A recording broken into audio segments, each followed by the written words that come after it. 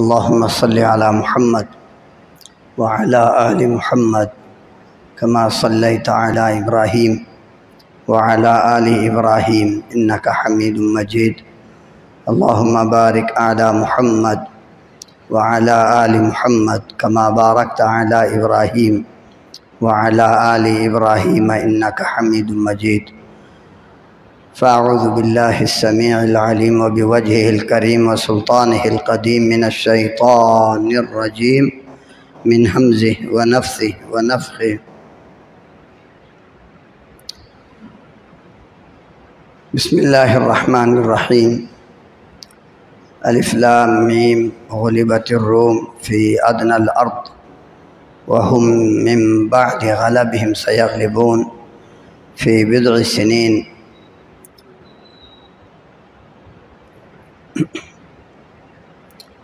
آج ہمارا المیہ کتاب و سنت سے دوری، صحابہ اور اہل بیت رضوان اللہ علیہم اجمعین کی سچی زندگی، ان سے ہم بہت دور ہیں. اس کے نتیجے میں بہت سارے مشکلات و پریشانیاں ہمیں اٹھانی پڑ رہی ہیں. میں ڈاکٹر ذاکر نائک کا بیان سن رہا تھا.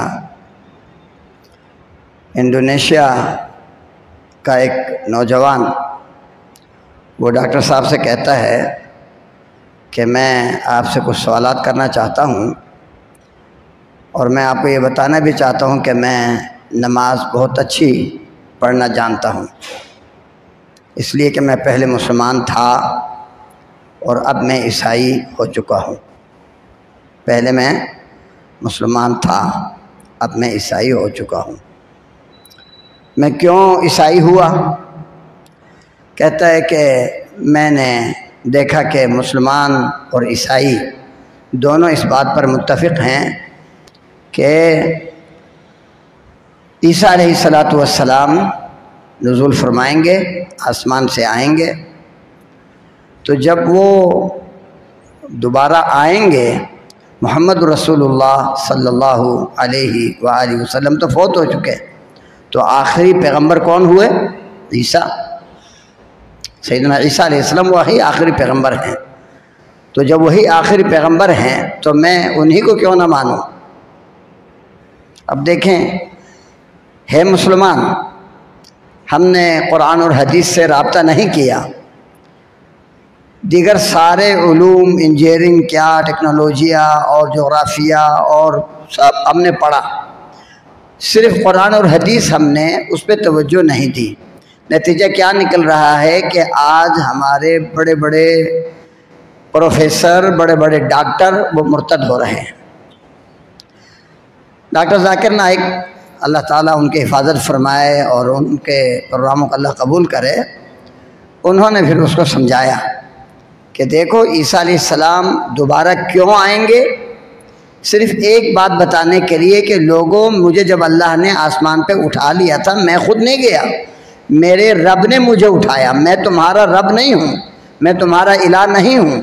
میرے رب نے مجھے اٹھا لیا اور پھر مجھے بھیجا. میں اپنے مرضی سے نہیں آیا.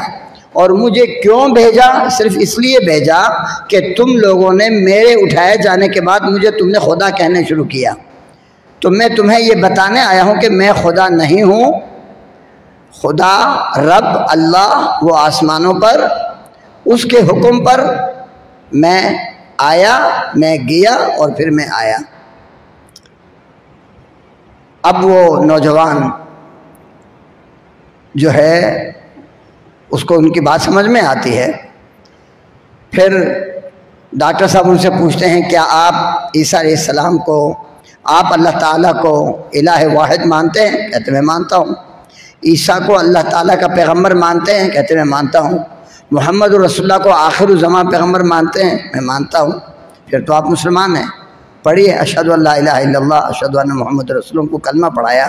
اور جب کلمہ اس نوجوان نے پڑھا تو نتیجہ کیا نکلا کہ وہ زار و قطار رونے لگا. وہ اتنا آپے سے باہر ہو گیا اس خوشی میں کہ وہ گرنے کو تھا، لوگوں نے پکڑا اور پھر وہ ڈاکٹر صاحب سے کہنے لگا میری تمنا ہے کہ میں آپ سے ہاتھ ملاؤں۔ ڈاکٹر صاحب نے ان کو اسٹیج پہ بلایا، ان سے بغل گیر ہوئے اور ان کو دعائیں دیں۔ اسی طرح ہمارے یہاں پاکستان میں جامشورو یونیورسٹی ہے، یہاں کا کوئی عنایت اللہ جوکھیو کے بارے میں بھی سوشل میڈیا پہ یہ اخبار آئی ہے کہ جامشورو یونیورسٹی میں ایک پروگرام ہوا سیرت النبی علیہ الصلاۃ والسلام پر، تو کسی اسکالر نے پیارے پیغمبر صلی اللہ علیہ وسلم کی خانگی زندگی کہ آپ نے شادیاں کتنی کی، کیوں کی، اس کی امت کو کیا فائدے ہیں اور ان کی حکمتیں کیا ہیں، بڑے تفصیل سے بڑے اچھے انداز سے لوگ بہت متاثر ہوئے۔ تو یہ عنایت اللہ جوکھیو کیا کہنے لگا کہ میں آج دوبارہ مسلمان ہو رہا ہوں۔ کیا مطلب؟ کہنے لگا کہ میں اپنے وہ جو ہے وہاں پہ ہڈی اور جوڑ کے اسپیشلسٹ ہیں، ٹھیک ہے جی، میں اپنے جو ہے تعلیم کے لیے لندن جا رہا تھا، تو میرے ساتھ جہاز میں آ کر ایئر ہوسٹس بیٹھ گئی اور اس نے بڑی بڑی باتیں کی اور مجھ سے پوچھا آپ کا مذہب؟ میں نے کہا میں مسلمان ہوں۔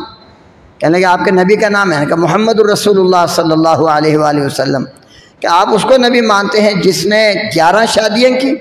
بڑا شہوت پرست، نعوذ باللہ، کہتے ہیں کہ اللہ کے نبی علیہ السلام کے بارے میں اتنی اس نے بری باتیں کی، اتنی بری باتیں کی، وہ ساری باتیں میرے دل میں بیٹھتی گئیں، میرے دل میں وہ باتیں پیوست ہوتی گئیں اور میں اس کی باتوں میں آ گیا۔ میں جہاز میں بیٹھا تھا تو مسلمان تھا، میں جہاز سے اترا ہوں تو عیسائی ہو گیا۔ میں 8 سال وہاں رہا، مسجد نہیں گیا، نہ عید کے لیے نہ جمعے کے لیے، میں چرچ جاتا رہا۔ اگر آج کا یہ پروگرام نہ ہوتا میں کفر پہ مرتا۔ یہ میں 2 مثالیں آپ کے سامنے رکھ رہا ہوں۔ میں نے جو آیت پڑھی ہے یہ بڑا اہم تاریخی مسئلہ ہے۔ روم اور عیسائیوں کا، رومی جو ہے عیسائی ہیں اور ایرانی پارسی ہیں آتش پرست، ایرانی مشرک آتش پرست، رومی آسمانی دین کو ماننے والے عیسائی۔ ہرقل جو ہے یہ مغلوب ہو گیا جنگ میں اور کسریٰ غالب آ گیا، اور اسی دوران رسول اللہ صلی اللہ علیہ وسلم بھی اپنی دعوت کا آغاز فرما چکے اور مسلمان مکے میں بڑی مظلومیت میں ہے، بڑا ظلم ہے۔ قصہ ہوتا کافروں نے بڑی تالیاں بجائیں، مسلمانوں کو تانے دینے لگ گئے کہ دیکھو وہاں پر روم مغلوب ہو گیا ہے نا، ایران غالب آ گیا، روم عیسائی آسمانی دین کو ماننے والے، اور تم بھی مسلمانوں آسمانی دین کو مانتے ہو، جیسے وہ مغلوب ہوئے ایسے تم بھی مغلوب ہو۔ جیسے پارسیوں نے عیسائیوں کی پٹائی کی، ہم تمہاری پٹائی کر رہے ہیں، اور کسریٰ غالب آیا، ہم تمہارے اوپر غالب ہیں۔ یہ پروپیگنڈا چلا۔ اللہ تعالیٰ نے آسمان سے انہی دنوں میں آیت نازل کر دی، الف لام میم، سورہ روم کی شروع کی آیات۔ غلبت الروم، روم مغلوب تو ہو گیا ہے، فی ادنی الارض، تمہارے قریبی علاقے میں۔ یہ تبوک کے بعد جو ہے مدینہ آپ جاتے ہیں، مدینہ سے آگے تبوک ہے، تبوک سے آگے اردن، یہ سارا شام کا علاقہ، یہاں پہ جو ہے وہ کسریٰ قیصر کا جو ہے اس کی حکومت تھی۔ وَهُم مِّن بَعْدِ غَلَبِهِمْ سَيَغْلِبُونَ، یہ مغلوب تو ہو گئے ہیں لیکن عنقریب غالب آ جائیں گے۔ اب یہ کون کہہ رہا ہے؟ اللہ تعالیٰ۔ اللہ تعالیٰ اس عالم میں جب کوئی آثار، کوئی نشانی، کوئی امکانیات نظر نہیں آ رہا کہ رومی دوبارہ غالب آئیں گے، پارسی دوبارہ مغلوب ہو جائیں گے، لیکن رب تعالیٰ نے آیت نازل کر دی۔ ابوبکر صدیق رضی اللہ تعالیٰ عنہ کو جوش آ گیا، اس نے کفار کو چیلنج کیا کہ دیکھو 3 سال کے اندر اندر پارسی مغلوب ہو کے رہیں گے اور رومی غالب آ کے رہیں گے، اسی طرح ہم بھی غالب آ کے رہیں گے، تم مغلوب ہو کے رہو گے۔ انہوں نے چیلنج کر دیا۔ ایک مشرک نے کہا، غالب بن امیہ بن خلف کہنے لگا کہ دیکھو 3 سال کے اندر اگر رومی مغلوب اب رومی اب مغلوب ہیں، وہ غالب آ گئے، پارسی مغلوب ہو، تو میں تمہیں 50 اونٹ ادا کروں گا، اور اگر نہیں ہو سکا پھر تم مجھے 50 اونٹ ادا کرو گے۔ بات طے ہو گئی۔ 3 سال میں رومی غالب نہیں آئے، مشرک تالی بجانے لگ گئے، کہنے لگا لاؤ 50 اونٹ، تم جھوٹے نعوذ باللہ، تمہارا نبی نعوذ باللہ جھوٹا، تمہارا دین جھوٹا، تم جس کو رب مانتے ہو۔ اب آگے کتنی باتیں۔ اب یہاں دیکھیں کہ دین میری اور آپ کی سوچ، ابو بکر کی سوچ، عمر کی سوچ، عثمان کی سوچ رضی اللہ عنہ اجمعین نہیں، دین جو اللہ نے آسمان سے نازل کیا، کس پر؟ محمد رسول اللہ پر صلی اللہ علیہ وسلم۔ اب یہ کیس اللہ کے نبی علیہ السلام کے پاس جب پہنچا، آپ نے ان کو بٹھا کے پوچھا کہ قرآن کے الفاظ کیا ہیں؟ ابو بکر، امیہ بن خلف، بتاؤ قرآن نے لفظ کیا استعمال کیا؟ فی بضع سنین، لفظ بضع کا معنی کیا ہے؟ تم عربی ہو، عربی زبان کو تم جانتے ہو، اس کا معنی بتاؤ۔ انہوں نے کہا جی یہ تو 3 سے لے کر 9 کے تعداد کے لیے بولا جاتا ہے۔ کتنے؟ 3 سے 9، اس کے لیے بضع کہتے ہیں۔ اللہ کے نبی نے فرمایا کہ پھر تم سال بھی بڑھاؤ اور اونٹ کے تعداد بھی بڑھاؤ،